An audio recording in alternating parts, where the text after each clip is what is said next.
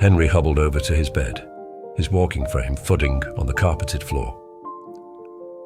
Dressed in his pajamas and dressing gown, these days he rarely wore anything else. He eased himself down onto his bed as gently as he could. Nevertheless, his knees cracked and his aching spine hunched. He was no more than a skeleton, but everything within him felt heavy and compacted. Wearisome life a daily challenge, he found the festive period especially challenging. He lived in a single room. Everything he needed was within the limited distance he could move around. His tiny kitchen with the old stove next to his sink, and a lounge area that doubled as his bedroom. He now spent his days resting on his bed, watching his television, or listening to his old transistor radio. Despite this, he still managed to put up his tiny Christmas tree in the far corner, and he watched the lights glow for a moment in the dark room. At the rear stood a glass door that led to a small garden, no more than a patch of grass surrounded by trees. It was accessible to him, and he often enjoyed sitting on the wooden chair where he fed the sparrows. On a branch hung a small bird feeder he kept topped up with peanuts, and in the centre of the lawn stood a stone bird bath. A simple pleasure remained in his life as he watched the tiny creatures as they flitted around. Christmas Eve arrived cold, the gentle snowfall covering all with a layer of pure white. The bird bath stood with its frozen surface of ice. Henry liked to keep the curtain open to look past the end of his bed, through the glass door and into his garden beyond. Other than his daily carers who arrived each morning to feed him and help him around his room, he lived alone. He had done for almost a decade now. But each night, as he climbed into his bed, he took up the frame that sat on his nightstand and kissed his wedding photograph. The black and white image faded over time, had a worn spot just over the face of his wife, May, from where he kissed her each evening. She had loved the birds more than Henry. May sat for hours in their garden, standing before the canvas, easel in hand, and painted them. Even now, the small pictures lined his walls. Her favourite were the robins, and especially so at this time of year. There are orange and white breasts and dainty legs and beaks, childlike in her eyes. Henry never got used to this loneliness. He missed her every hour of every day. She was never far from his thoughts. And as he kissed her photograph, he wished her a happy Christmas and placed the frame down gently. Next to the photograph lay a small glass of brandy that he indulged given the season, and he winced as he brought it to his lips and felt it burn as it slipped down. But the warming liquid made him feel a little better, and he flicked on his radio to listen to the choirs singing their hymns at midnight mass. He had to lift each leg onto the bed to settle down, but once he had, he pulled over his blanket and turned off the lamp. Listening to the sounds of singing, he also heard his own breath rattling in his lungs and his eyes getting heavy. The lights from his tree danced around the room, and he could see the snow piled high on top of the bird bath through the door. Eventually, his eyelids closed and he drifted off. He woke to the sound of tapping. Opening his eyes, he thought at first it came from this radio that he had left on. Static came through its speakers, and he clicked it off before settling back down again. The tapping continued. Using his pillow as a support, he sat up and rubbed his eyes. The tree lights still danced, but outside the moon shone brightly, illuminating the snowy garden so that the whole room glowed in a silvery light. Tap, tap, tap. The sound came from the door. Sitting up further, Henry perceived a tiny creature outside the glass. A robin. It flicked its head around, fixing Henry with a stare from the black dot of its eye. Smiling, Henry watched this curious bird for a moment. Soon enough, it began to tap its beak on the door once again. "What do you want, little robin?" asked Henry. The bird tapped again. "Are you hungry? I might have some peanuts for you in here." As he spoke, he knew what an effort it would be for him to get up and make his way to the door. And yet something within him wanted to do this more than anything. A little Christmas gift for this nocturnal visitor. With an effort, he swung his legs from the bed, put his feet in his warm slippers, and reached for his walking frame. Using it, he stood, the blanket falling away from him, and he took a moment to catch a breath. Shortly after, he made his way towards the door. Near to the door, he opened a drawer where he kept the packet of peanuts for the birds, and he grabbed a handful. As he moved, he felt invigorated, and something else washed over him. Calmness, serenity. It travelled through him, and the heaviness that invaded his body seemed to vanish. He left the walking frame, but still needed to steady himself as he walked towards the door, using his hand on the furniture. The door handle felt cold to the touch, but the robin still stood on the patio beyond, looking at Henry with curiosity. Twisting the handle, he felt the cold night air on his face, and it was refreshing, as though the snow and ice cleaned the very atmosphere. The robin hopped backwards a couple of steps as the door opened, but as Henry came outside, it raised its wings and flew over to the bird bath. "Where are you going, little robin?" asked Henry. "I have a little snack for you for Christmas night." The robin bobbed its head at him from the bird bath, raising its wings and flitting them about but not flying away. Henry opened his hand, showing the peanuts to the robin. It looked at them for a moment, hesitating, as though unsure of his motives. Then, quick as a flash, it flew over and landed on his fingers.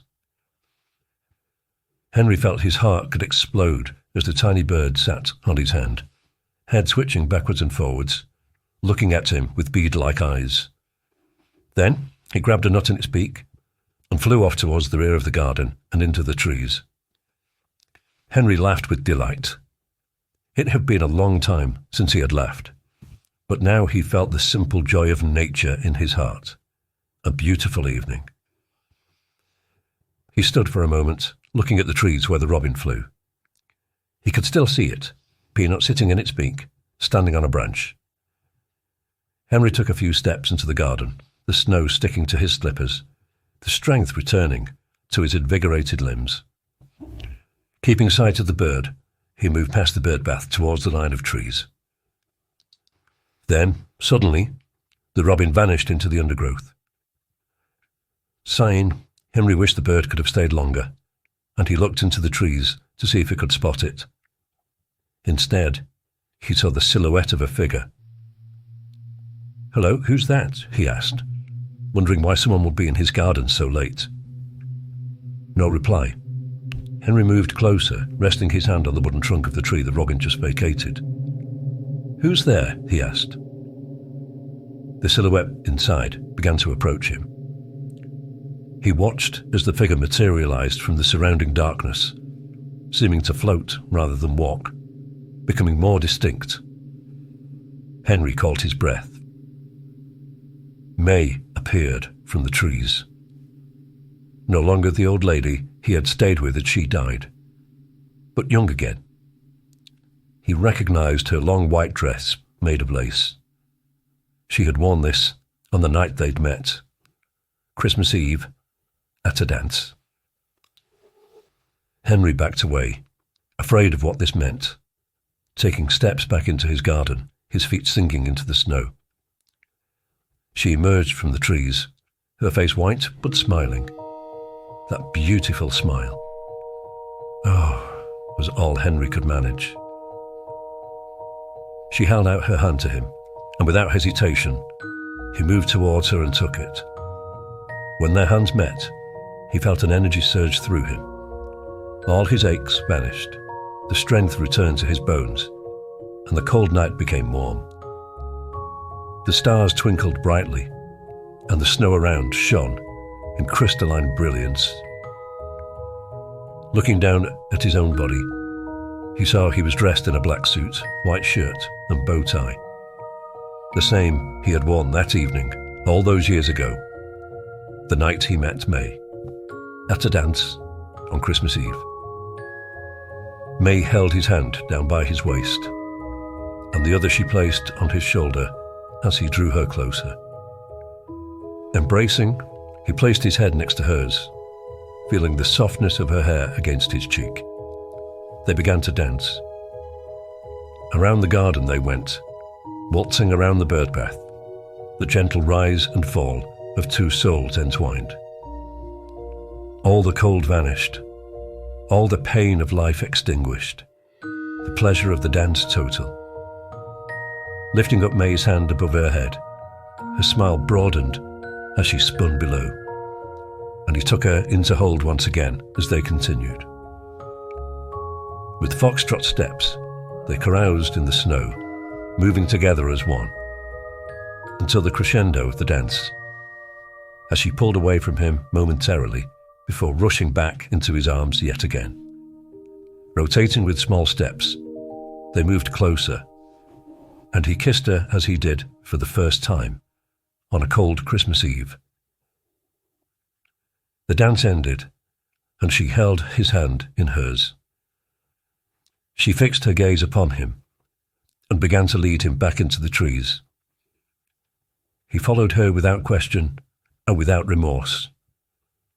They were together once again, and forever young.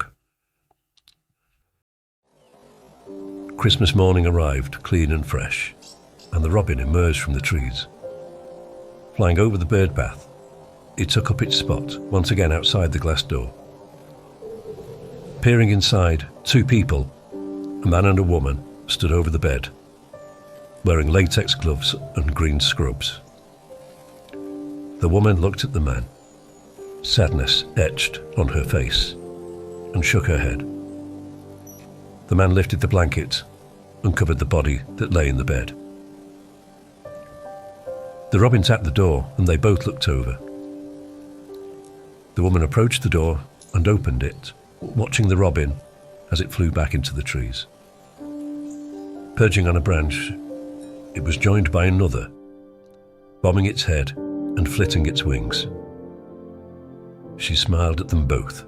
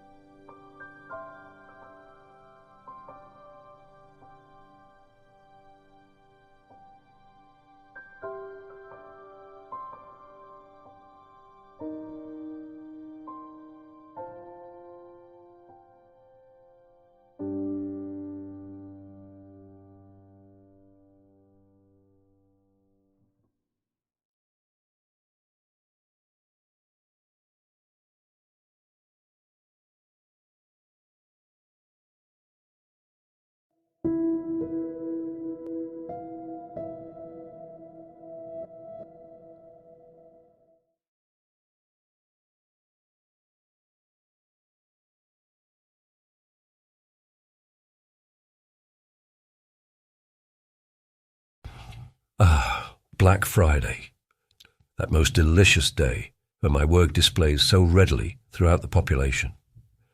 Consumerism is my friend, that fractured part of the human condition that represents avarice in the most divine way. People so convinced to obtain so much more than they need for survival that their very happiness depends upon it, sustains me like nothing else. Look at them now, in the department store, thronged and sweaty as they search for more. More. They will never be sated, and that makes me very happy. I float amongst them, unseen. My talons rest upon their shoulders, and my honeyed words whisper in their ears through my fanged teeth. Each day I complete my work as I wrap my leathery wings around those whom greed has dominated throughout their lives. Only then do they realize their folly. Only then do they feel my claws drive through them. I watch as an old man, walking with the aid of a stick, ambles around the shop. He's searching for a present for his daughter. I took her mother into my embrace a few years ago and felt this man's loneliness ever since. Christmas is coming, and he leaves to find a suitable present for his closest relative. His daughter has her own life now, with her husband and the grandchildren. She doesn't call or visit as often as he would like, but she fulfills her duty once a year and invites her father around on Christmas Day. He looks forward to it, even though deep down he knows he is a burden to her. Convention dictates that she invites her remaining parents around on that day, and to feed him and to exchange gifts. Yet they are not close. I influenced this old man many years ago. He spent his life working every hour he could, trying to earn that little bit more, trying to get a higher digit showing in his bank account. He thought it would make him happy, despite the stress, and the fact he missed the formative years of his daughter's life. Even when his wife got sick, he worked and worked, somehow believing that more money would save her. It did not. And then, one day, his work was finished, and he found himself without a partner and with a distant daughter. He picks up a scarf from a shelf and turns it over in his hands, wondering if this would be suitable. He plays out the image in his mind, on Christmas Day, as he hands the scarf to her wrapped up as best he can in gauzy paper. He tries to fathom her expression when she opens it. Does she look grateful? Or is she just acting as though she is? How can he tell? He knows that she will feed him dinner on that day, but then he'll sit in a corner somewhere, unable to connect fully with his offspring, until the time comes around when he must return to his solitude. I approach him and whisper into his ears, as I have been doing for the entirety of his existence. Spend more money, buy something more expensive. The more money you spend, the more she will appreciate you, the more she will regard you as her doted father. You may not be able to tell her how much you care, but you can show it by buying her something of real value. Money and love are the same thing, right? The old man places the scarf back on the shelf and continues looking, heading towards the jewelry section. I'll be coming for him soon. I move on, drifting through the store, through the crowds, relishing my delightful task. I settle upon a family. A man and his son are sitting on chairs waiting impatiently for the woman in the changing room. Then she emerges. She wears a sparkling dress, adjusting it so it fits her snugly. She checks herself out in the nearby mirror, not noticing my presence amongst them, before turning to her husband. The husband glances at her, disinterested, and mumbles a platitude back. She turns to her son, who doesn't even look up from his cell phone. Her heart sinks before I replace it with anger and frustration. She stumbles back into the changing room, snapping the curtain closed, and changes back into her regular clothes. How does he not notice her anymore? There was a time when she felt love for this man. She felt like the world had fallen into place with him. But what of him now? It took her all her time to convince him to come dress shopping with her. She needs a new one for her office Christmas party coming up. She may be looking at her youth receding into her past, but she still wants to look good. And yet even her husband barely notices her. Whatever. She hates that job anyway, and being a woman, she isn't paid as much as her husband is. If only he got that promotion. Who cares if it meant he'd have to travel more? Who cares if the stress for the more responsible position made him unhappy? Maybe if he got it, she could quit her job. She could spend her days watching her series on the streaming sites and going to lunch with her friends, while he attempted to flirt hopelessly with whatever young things appeared in the office. She'd seen him do it, his midlife crisis kicking in. She looks at the price tag on the dress. It is out of their price range, even though it has been reduced in the Black Friday sales. I whisper in her ears, "Buy it. You look good in it, despite your husband's boredom and your son's apathy. You'll be the center of attention at that party, I promise you." Outside, the husband folds his arms impatiently. When will she be done? He'd been here for an hour already, and she tried on various outfits. They all looked the same to him. And when will she stop nagging him about getting a better job? He already worked every hour he could, just so she could buy nice things. His son barely acknowledged his presence too, always on his phone or playing his video games. No doubt he'd want some baffling bit of technology that cost the earth this Christmas too. My turn to pour a few words of pretense into this man's thoughts. Your inadequacies are not your fault, or the fault of the system that creates material desires. You don't create your own unhappiness, it's caused by others. The fact you don't earn as much as you like, the fact you can't compete with the wealthy or the elite, it's because other people are getting in your way. These people look different from you. They hold different beliefs. They have a different background. Maybe they are from a different parts of the world. These are the people creating your dissatisfaction with life. If they didn't invade your spaces, maybe you'd be happy with your sad little life. You should express this opinion with everyone you meet, loudly, and brook no kilter argument. Interrupt them, talk over them, because you are right. Compassion and tolerance has no place in your heart for anyone who may be different to you. Even at Christmas, love only goes so far. A certain firmness of his jaw convinces me that my words have found root. And I know that when he speaks, his son listens, even though he pretends not to. The poison spreading from father to son. My work with these people done, I move away from them, mingling with the others spending their money, convincing themselves that they are on the path to fulfillment. Then I see a mother with her small daughter walking with her, holding her hand. I grimace at their happiness. The bond between them is strong. She doesn't have much, this mother, as she tries to bring up her daughter on her own.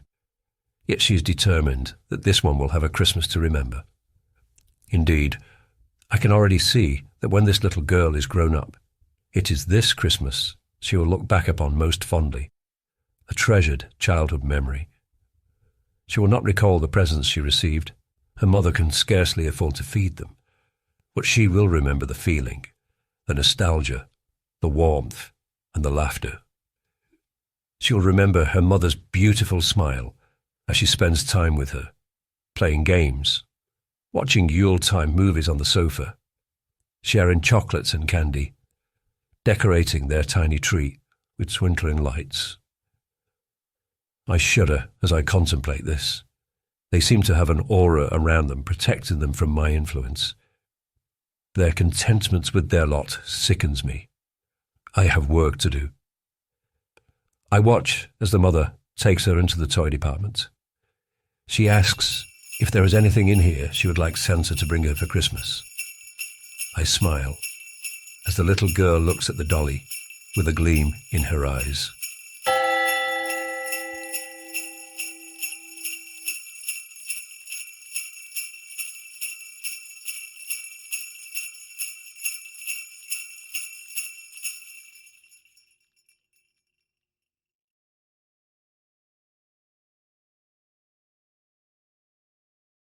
On the first day of Christmas, my true love gave to me a candle in a library. On the second day of Christmas, my true love gave to me 2 shadowed graves and a candle in a library. On the third day of Christmas, my true love gave to me 3 creaking doors, 2 shadowed graves, and a candle in a library. On the fourth day of Christmas, my true love gave to me 4 ghostly wails, 3 creaking doors, 2 shadowed graves, and a candle in a library. On the 5th day of Christmas, my true love gave to me 5 cursed rings, 4 ghostly wails, 3 creaking doors, 2 shadowed graves, and a candle in a library. On the 6th day of Christmas, my true love gave to me 6 bats a-fluttering, 5 cursed rings, 4 ghostly wails, 3 creaking doors, 2 shadowed graves, and a candle in the library. On the 7th day of Christmas, my true love gave to me 7 tombs are crumbling, 6 bats are fluttering, 5 cursed rings. 4 ghostly wails, 3 creaking doors, 2 shadowed graves, and a candle in a library. On the 8th day of Christmas my true love gave to me 8 wolves are howling, 7 tombs are crumbling, 6 bats are fluttering, 5 cursed rings. 4 ghostly wails, 3 creaking doors, 2 shadowed graves, and a candle in a library.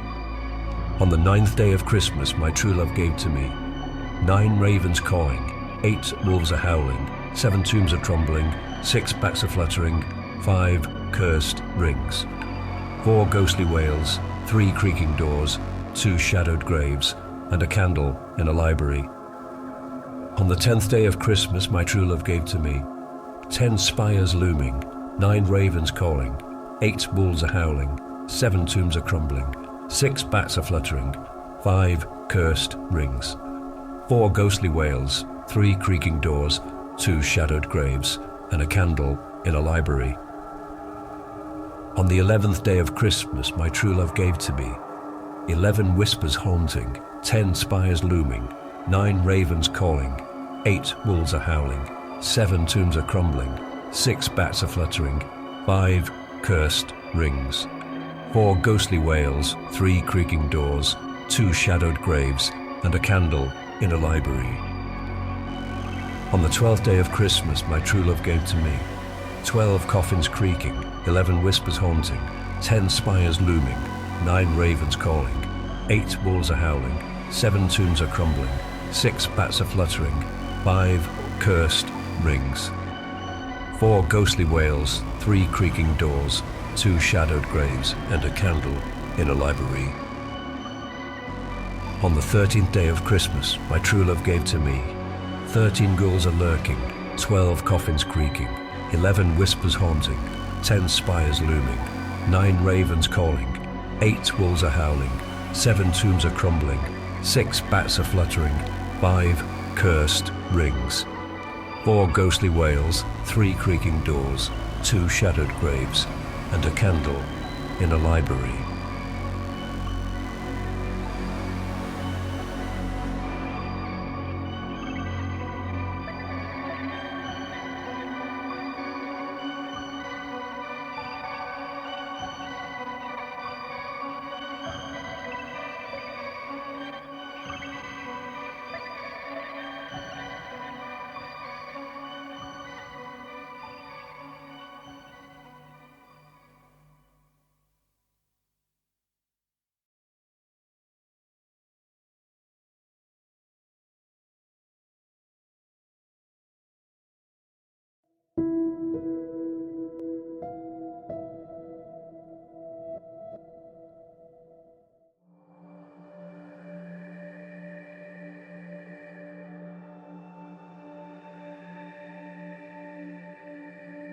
I watch as the snow falls thick and heavy, transforming the world into something other, something enchanted. Whenever its white blanket covers the landscape, I recall the village I grew up in as a boy. I am reminded that this world is one of many realms, and that the divides are often thin. As our civilizations advance, it is easy to forget about nature's cycles and the ancient wisdom that enabled our ancestors to live through the midwinter months.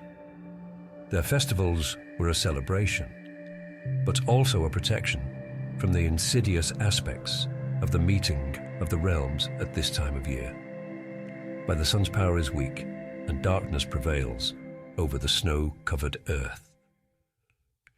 But when I think of boyhood, my strongest memory is of my sister Abigail.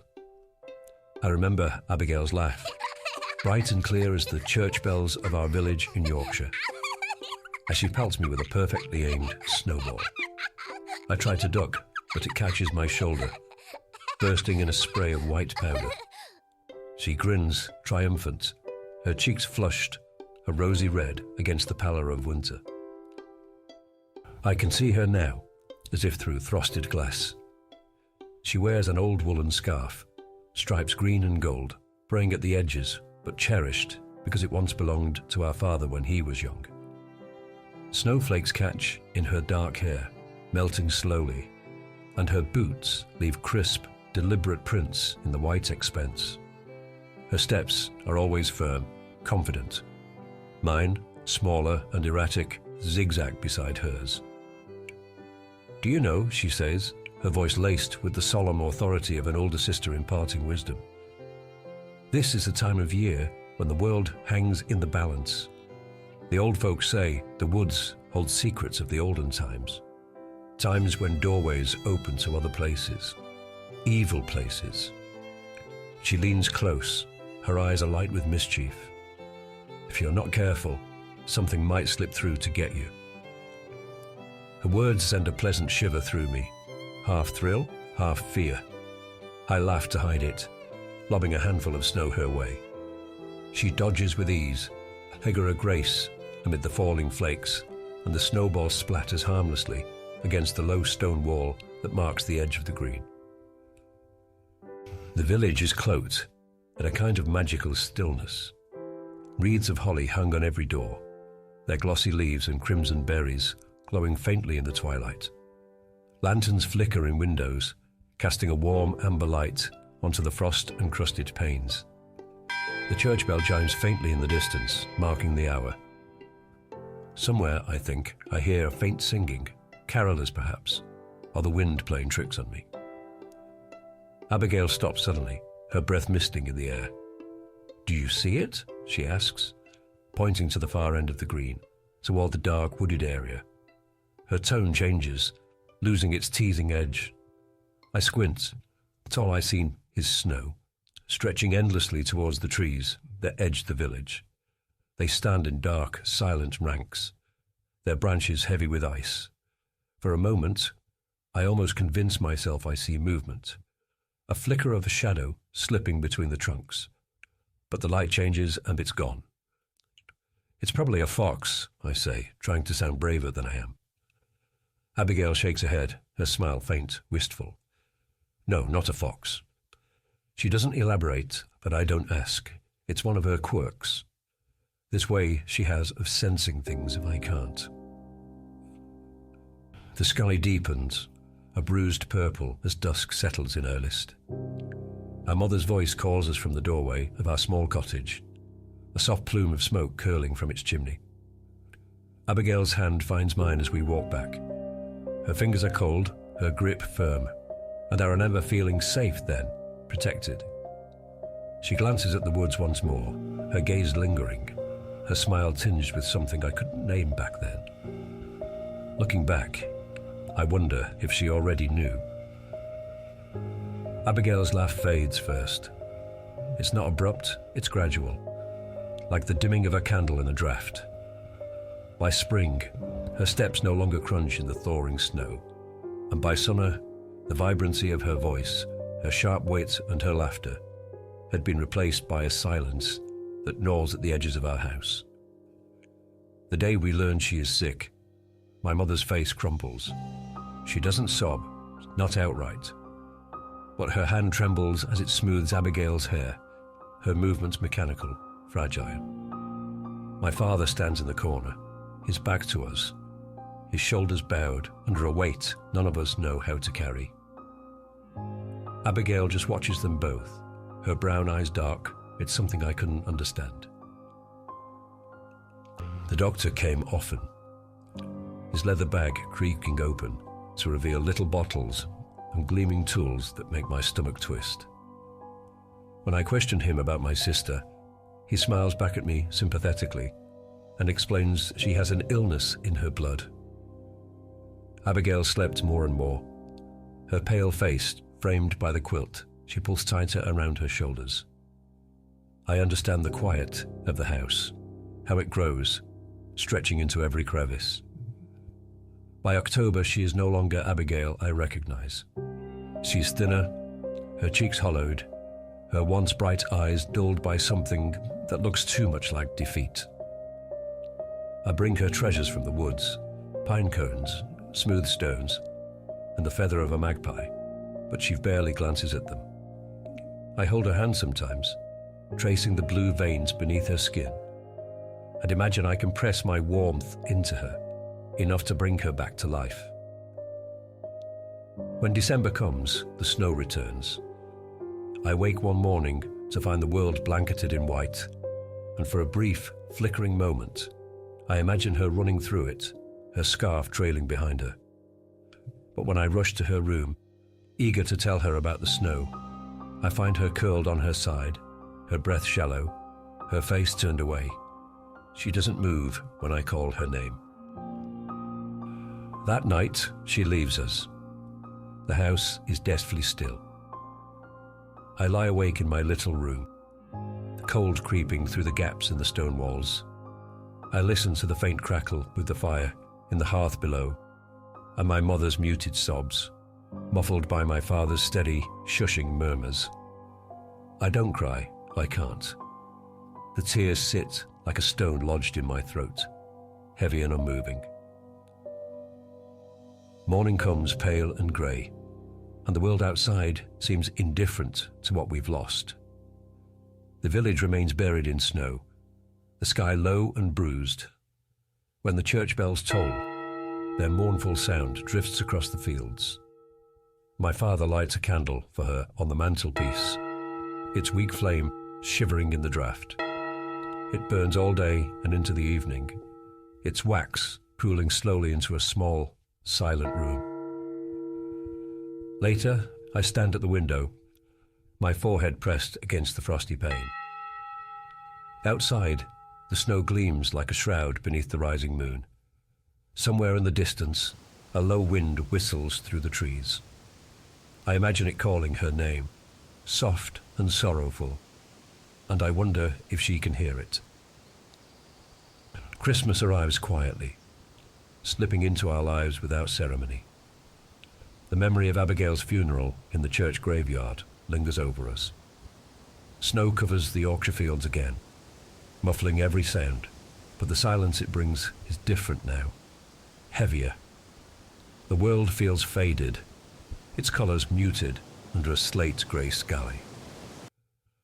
The cottage smells of pine and beeswax candles. My mother has done her best, stringing garlands of holly along the mantel, setting the old wooden nativity on the hearth. She holds while she works, a shaky, uneven melody that falters whenever my father pauses too long in the doorway, his hands jammed into his pockets, his gaze somewhere far beyond the frost on the windows.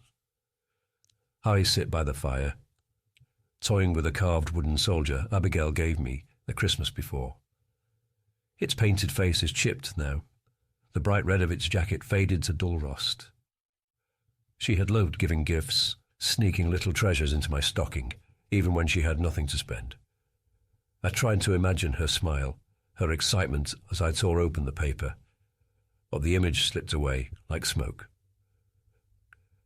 By the afternoon, I couldn't bear the stillness anymore. The weight of the air inside the house pressed on my chest, smothering, and I bundled into my coat and scarf. My mother glanced at me, but didn't ask where I was going. My father nodded once, absently, and I push out into the snow. The village feels deserted. Most of the families are inside, gathered around their fires, their homes glowing faintly in the deepening dusk. Smoke curls from chimneys, soft and grey against the winter sky. Somewhere I hear faint laughter, a child's voice carried on the wind, and my chest aches with a hollow echoing pang. I walk without purpose, my boots crunching through the snow, leaving a jagged, meandering trail. Past the green, where we'd played last year, past the stone wall, where her snowball had struck, past the churchyard, where a fresh mound of earth sits under a blanket of white. I don't look at it. I can't. The woods draw me in, dark and quiet, their edges blurred by falling snow. The branches above are heavy with frost, their boughs creaking softly, as if the trees themselves are sighing. I stand at the edge for a long time, staring into the shadows. The memory of Abigail's voice comes unbidden. This is the time of year when the world hangs in balance. My breath clouds in the air as I turn away, ready to retrace my steps home. That's when I see them. Footprints. They stretch across the snow in a perfect line, small and neat, the size of a child's. My breath catches.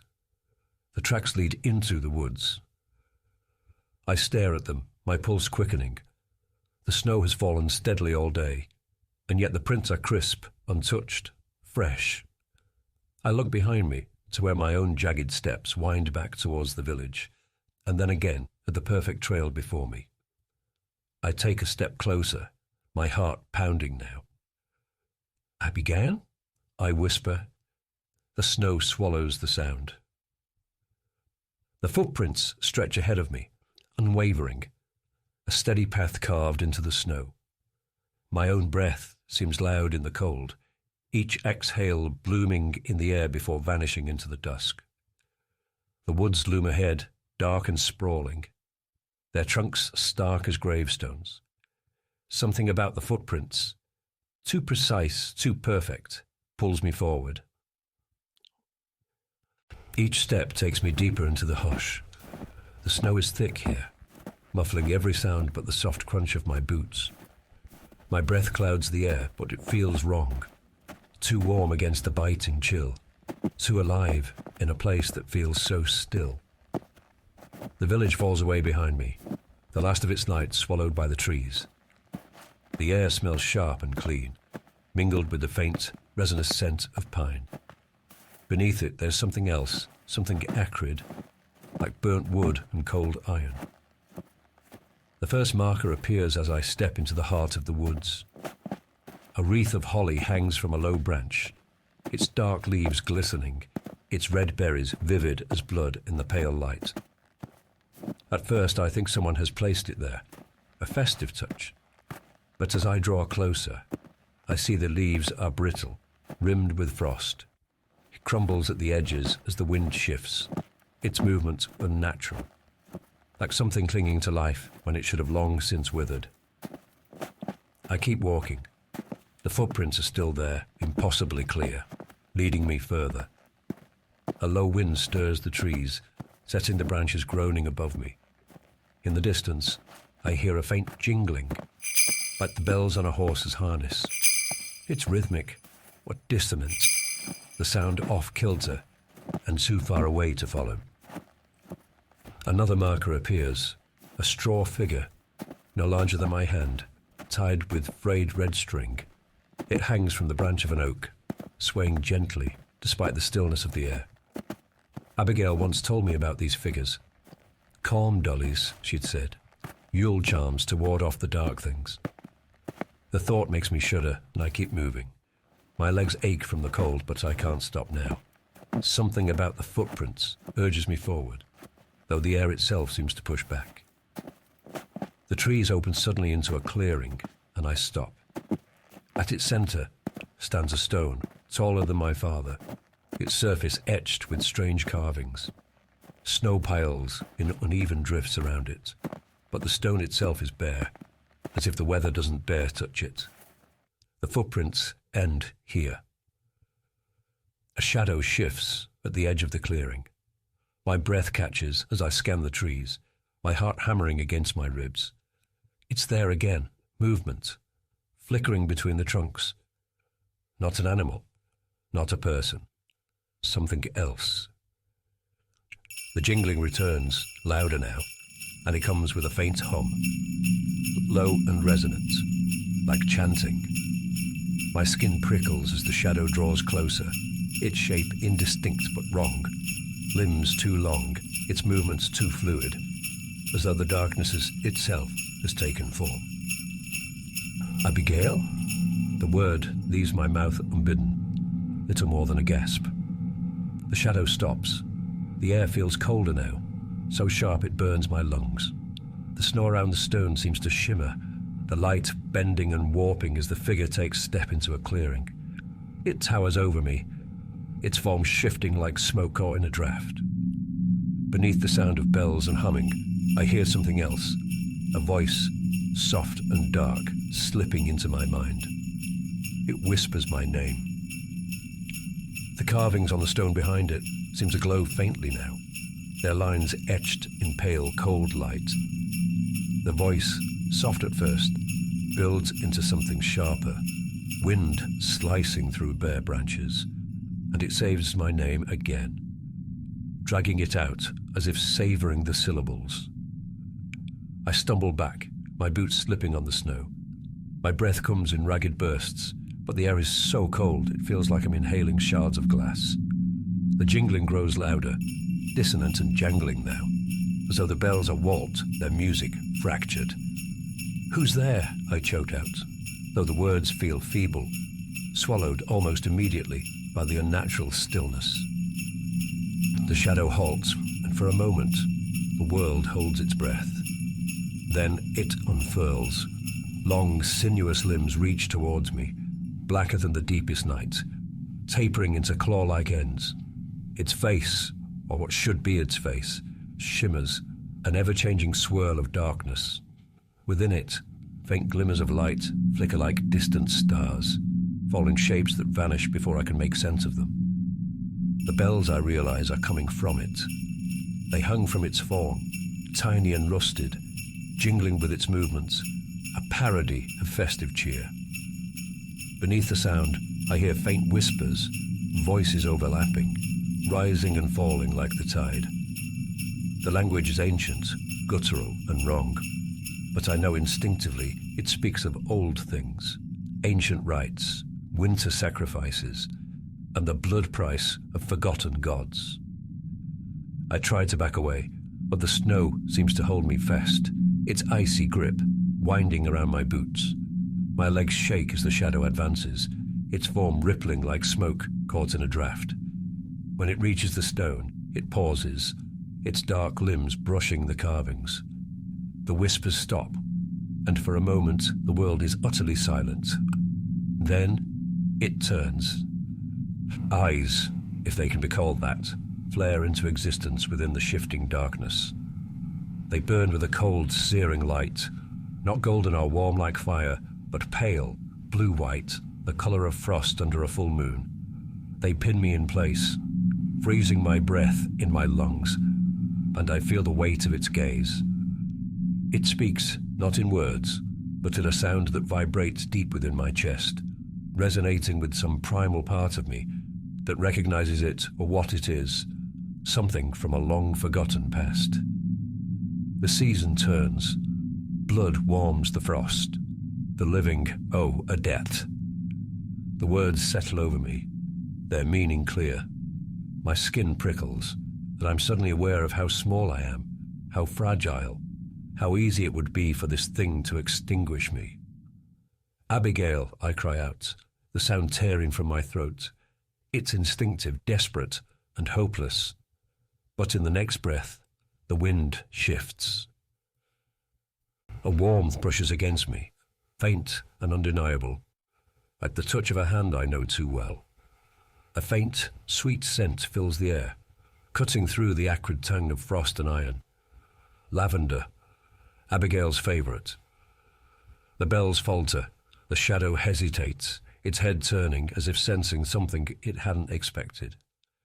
The warmth grows stronger, and I feel her before I see her, a glow that gathers at the edge of the clearing, soft and golden, like the last light of a setting sun. "Leave him," comes her voice, clear and steady, and it wraps around me like a shield. The shadow recoils, its limbs curling in on themselves, and the bells clatter wildly, a chaotic, frantic noise that shatters the stillness. The figure doesn't vanish, but collapses inward, its form breaking apart into tendrils of smoke that slither back towards the woods. The last sound it makes is a hiss, low, venomous, and full of promise. And then it is gone. The clearing falls silent. The frostbitten air remains sharp in my lungs, but the glow lingers, soft, golden and warm against the cold. I can feel her, stronger than before, though my eyes struggle to focus on the figure emerging from the light. "Abigail," I whisper, my voice trembling as I take a step forward. She stands before the great stone, her form more light than substance. She isn't quite as I remember, Not the girl with flushed cheeks and tumbling laughter, but something otherworldly, a presence caught between words. Her dress flows like spun starlight, rippling as though stirred by an unseen breeze. Her face is pale, delicate, and her eyes carry a weight that seems too vast for someone so young. "I'm here," she says softly, and her voice carries the warmth of every childhood memory, yet it is threaded with something deeper: grief, love, a sorrow that seems to stretch across time.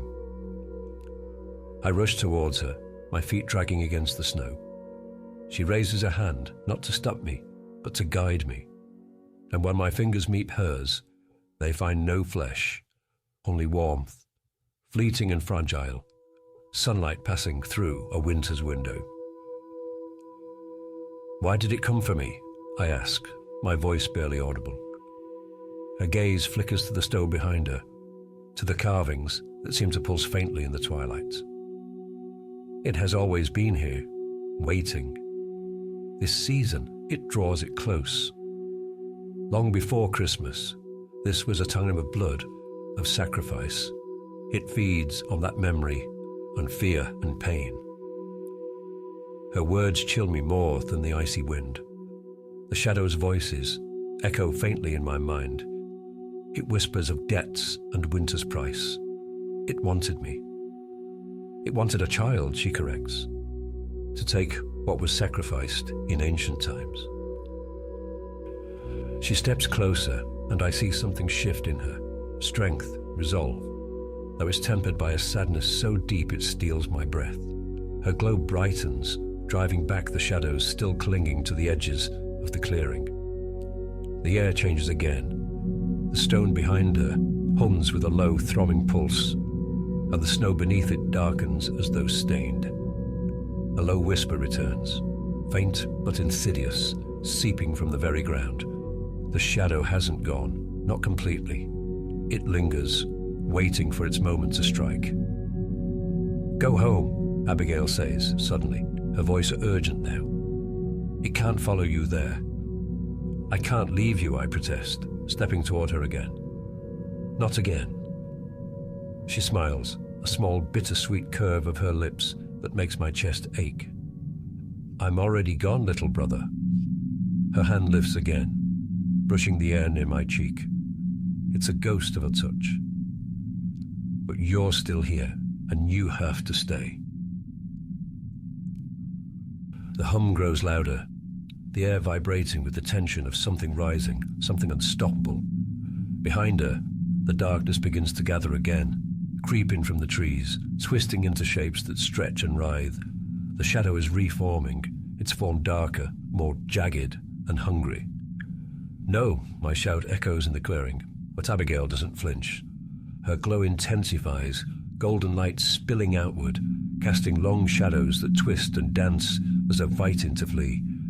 The darkness surges, a wall of black rushing towards her, and for one heart-stopping moment, I think it will swallow her whole. But she doesn't retreat. She stands firm, her arms spreading wide as the light bursts from her, brilliant and blinding. The carvings on the stone ignite with fiery gold, burning away the frost, and the clearing fills with the sound like bells tolling in mournful harmony.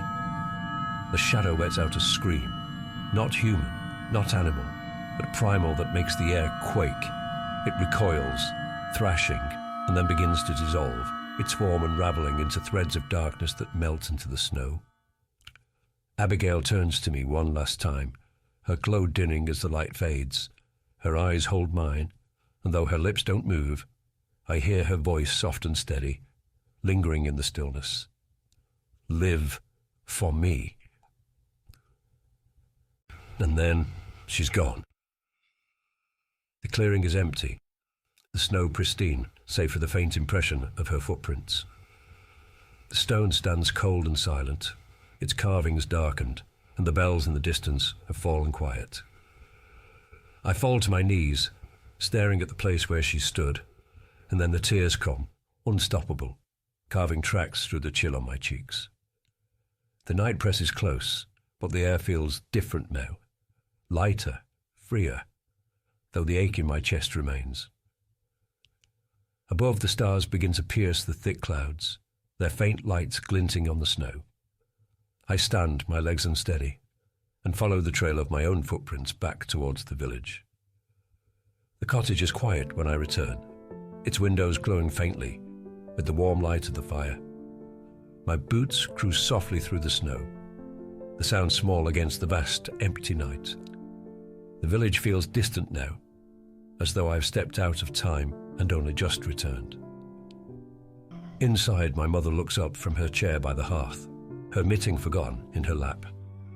Her eyes search mine, and I don't say a word. In the knowledge of my sister's intervention against the ancient evil, I see no reason to trouble my parents in their grief. But the darkness vanished. The malaise in our home seemed to brighten. Mother opens her arms, and I step into them, feeling her hold me as though she's afraid I might disappear too. My father stands near the window, his hand resting on the sill. He watches the snow falling softly outside, his reflection blurred in the glass. He doesn't speak, but his shoulders seem less heavy, as though some unseen weight has been lifted. I sit by the fire, still wrapped in my coat, my body warming slowly. The crackle of the flames fills the silence, and the scent of pine from the garlands mixes with the faint, lingering smell of lavender, as if she's still here. Abigail's absence is sharper now, a blade drawn across soft fabric. I can't stop thinking about her face, the way she stood against the darkness, her light so strong it made the shadows retreat. The thought hurts, but it doesn't crush me as it did before. I glance towards the mantel, where her favorite ornament, a little wooden angel with faded gold wings, sits tucked amongst the holly. It's old and battered, but it shines in the firelight, a quiet reminder of her. I think of her voice, soft and steady. Live for me. The words stay with me as the night deepens. I think of what she said about the season, about old rituals and ancient depths. A shiver runs through me, but it's not fear. There's something else, an understanding perhaps, that the world is larger, stranger, and more mysterious than I'd ever known. The memory of the shadow still lingers, a cold spot in the corner of my mind, but it no longer holds the same terror. It was banished by her, by the light she carried. In the quiet, I make a promise to her, to myself, to live, to carry her light forward in the small, quiet ways that matter. Christmas morning dawns pale and cold, the snow outside untouched and glittering in the first rays of sun. My mother hums softly in the kitchen, her voice steadier than it's been in weeks. My father is at the hearth, stoking the fire, his hands moving with purpose. I stand at the window, watching the world beyond the frosted glass. The snow stretches out like a blank page, unmarked, waiting for new stories to be written. Somewhere deep in my heart, I feel her presence still, a warmth, a golden glow, a promise that she's never truly gone. The ache doesn't vanish, but it softens, leaving space for something else. Hope. Years have passed since that night in the woods, but every Christmas I find myself drawn back to those memories. I still see her, Abigail, in the quiet moments, her smile vivid as the crackle of the firelight, her laughter and melody that drifts through my mind when the world falls silent. The cottage I've once called home is gone now, replaced by new houses on the edge of the village, but its memory lingers in the scent of baking bread and the warmth of mulled wine. Tonight, as I stand in the glow of the Christmas tree in my own home, I can almost hear her laugh, can almost feel her hand tugging mine towards the window, begging me to come and play. The house is alive with warmth and sound. Holly adorns the mantel, twined with red ribbons and sprigs of dried lavender, a nod to her always.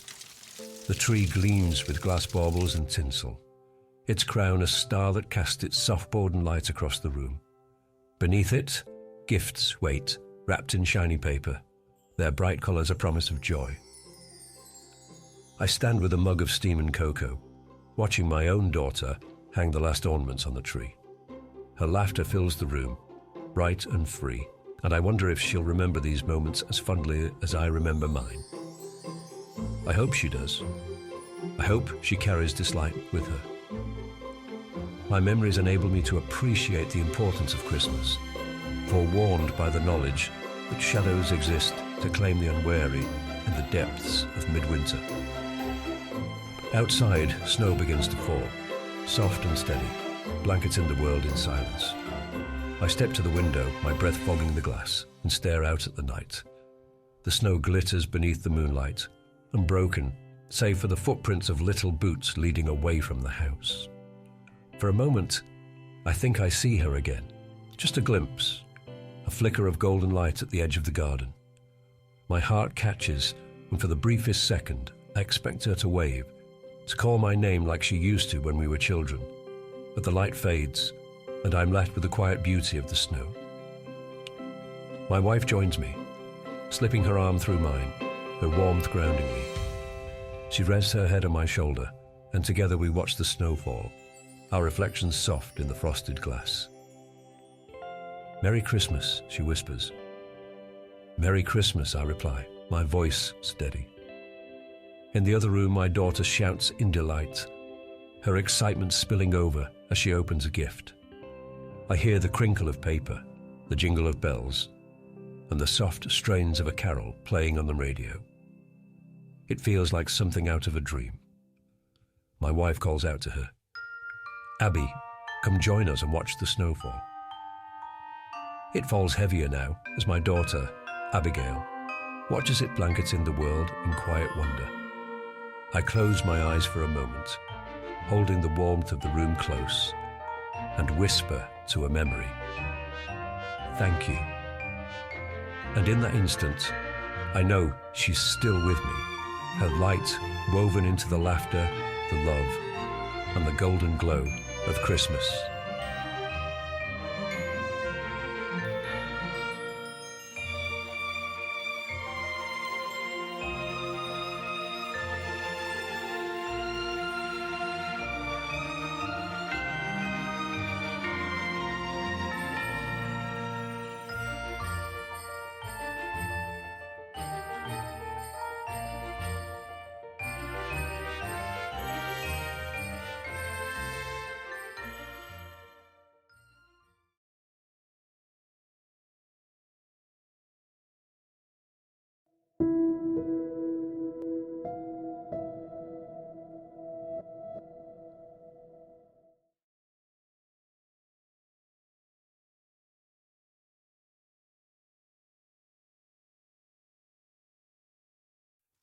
I sit in my hall, in front of the raging hearth.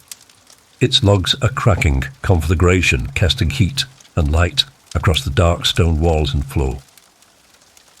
Shadows twist and leap, painting grotesque shapes on the walls as if mocking my solitude. I sit staring into the flames, their heat refusing to absorb into my bones as the fire dances on my irises. Outside, the snowfall is deep, a blanket of silence smothering the world beyond. I feel more akin to the frozen world under the moon than to the heat radiating around this hall. A towering pine, adorned with ornaments of old, stands sentinel in the corner. Glass baubles gleam like captured moonlight, and ribbons of scarlet silk cascade down its boughs.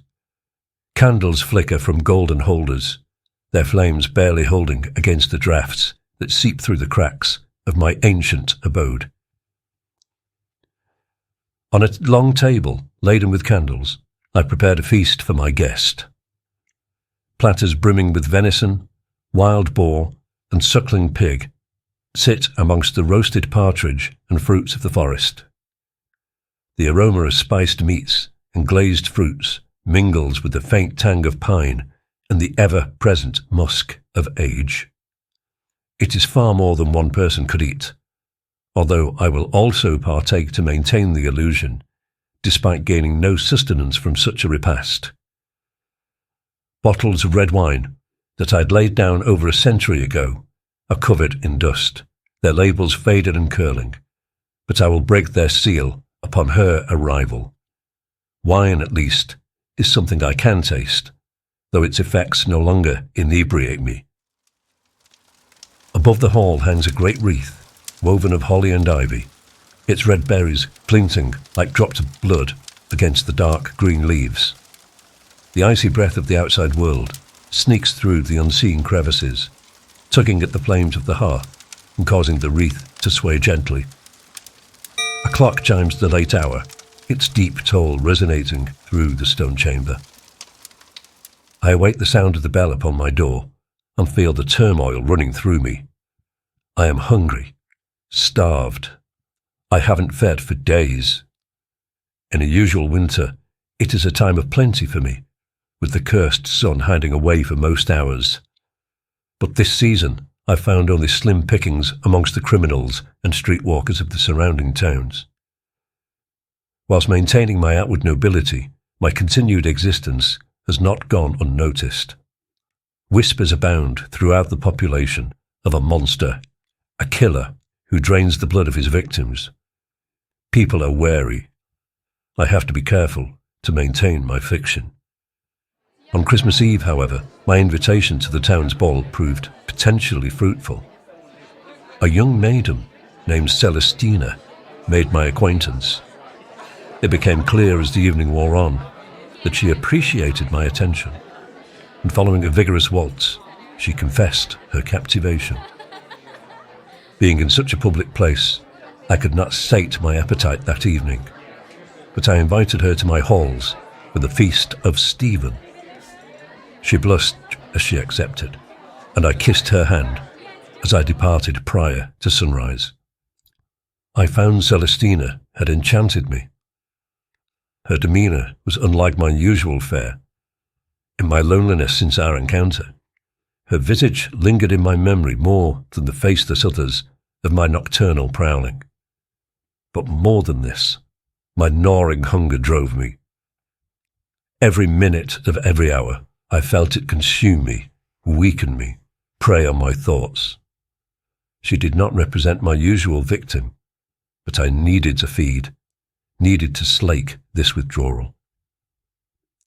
Contrary to the myth of our existence, I am not a heartless demon, not some undead nightmare in a frock coat. Guilt plays on my mind constantly. I pick my food from the worst of humanity, people that would either not be missed or the world would be better off without. Celestina did not belong in either group, and so I battled my own reasoning and my own sense of propriety in the face of famishment. Providence brought her to the Yuletide Eve party. A young marquess of a distant holding, she possessed the glow of a lady fresh to womanhood. The death of her father left her the most eligible heiress in the vicinity, and she battered away many a suitor before accepting my company. A glint in my eye, she had said. My gaze held age-old wisdom despite my youthful countenance. If she only knew how true her words found their home. She accepted my invitation on a single condition. Our tryst was to remain secret. She claimed the scandal of a visitation to a bachelor without chaperone would be frowned upon. Sensing my opportunity, I accepted in the knowledge that nobody would know her whereabouts when I made my move. Nevertheless, my intention would be to send her to the eternal with feelings of joy and pleasure before the brief, sharp bitterness of a pierced jugular. The jangling of the bell echoes around the chamber. The sound cuts through the oppressive stillness like a blade, sending shivers through me. I drift from my seat to the door, my leather boots making barely a sound upon the stone-flagged floor, and sweep open the wooden portal to my inner sanctum. Celestina appears before me, framed in the night beyond. Snowflakes swirl around her, catching in her hair like tiny diamonds. Her red dress contrasts with the star-filled sky, and her skin sits pale as the ice against her black hair. She wears a sable-lined cloak against the chill, which she slings away from her shoulders at my invitation inside. I take it and hang the soft fabric on the stand, the delicate scent of roses reaching me. "Welcome to my home," I say, extending my arm to the table of food. "Eat, partake in this feast of Stephen." She moves with such elegance and places her slender fingers upon the table. She picks a blackberry from a plate and looks at me from beneath black lashes as she places it in her mouth. A drop of dark juice clings to her lip, glistening like a bead of garnet. I realize I am caught as a thrall in her presence, and watch on as she picks up a goblet. "Shall we?" she purrs. I take the nearest bottle and pour the wine before raising my own. The silver touches as we raise a toast, and we sip. The red grape stains our lips as our gaze never falters. "Delicious," she states. Torn between desire and hunger, my inward turmoil does not reflect my outward appearance. I maintain my calm aloofness. I expected a lone young woman to be shy, meek even. Yet here she is, commanding my attention. Over the centuries, I have never faced such personal tumult. "Shall we dance?" I ask. "You have no musicians," she states. "What shall we dance to?" "The cold wind and the crackle of the fire," I reply. Her smile is demure as we gather together on the large rug in front of the hearth. She extends her arms to accept my hold, and I move in, our bodies meeting into a perfect V. Arching her neck back and upwards, her neck is presented before me, and my hunger drives me insane. "Not yet," I insist. "Not yet." We move in circles and in gentle rise and fall. The hall spins, with only her visage in focus. She follows exquisitely, matching my movement with refinement. Ingrained within me is my dance. Years, decades, centuries of the movement of my body, never aging, never harmed. The perfection of time, and she responds with noblesse. Her sophistication born of aristocracy and courtliness. Despite the heat of the flame, not a bead of perspiration mars her beauty. My famished brain begins to implant itself as we turn. I glance at her face as I feel my canines grow and bulge. She is caught in the ecstasy of movement. I sense the growing need to feed. The small part of my brain that retains a human frailty protests, but the ungodliness always wins. My eyes darken and redden with blood, and I unconsciously lick my fangs in anticipation. Love and desire are tearing me apart. I ready to strike, a viper on his prey. Shooting pain grips me, an icicle on my neck, a sting familiar yet unexpected. I continue spinning as the coldness spreads through me, as the dawning hits that I am no longer the hunter, I am the victim. Celestina's teeth on my neck draw a gasp from my lips. Whether from pleasure or pain, I cannot tell. I weaken as my own immortal blood drains from my body, and my eyes begin to darken. But then, with a lascivious gasp, she releases. Her ruby red lips, now almost black with my blood, as it begins to flow down her chin. Her eyes match mine in feral intensity. She moves her neck to one side. "Take what you need, but not a drop more," she says. I need no further persuasion. My bite thrusts through her ivory skin, and I feel the viscous flow overwhelm my senses. This is no ordinary blood I am drinking. This is the blood of a fellow creature. Celestina's blood fills me with her knowledge, as my own did for her. I see her turn centuries ago, accepting the gift of eternal youth while rejecting the curse of the light. I see her enthrall her prey to her will as she moves through the ranks of society, maintaining deceptions of her identity, using men to further her webs with promises of eternity before they too fall victim to her. But the rumours of a monster in these parts that feeds on blood brought her to me. She foresees our future together, a partnership born of desire and power over the unworthy. I finish my meal and watch as the twin puncture runes close before my eyes. She turns to face me, and she gives me her true countenance through her eyes. The most unexpected gift of this Christmas season, but the greatest of my long existence. Linking her arm, we move out of the hall. The snow falls heavier now, a shroud to the world beyond. The feast of Stephen has never tasted so sweet.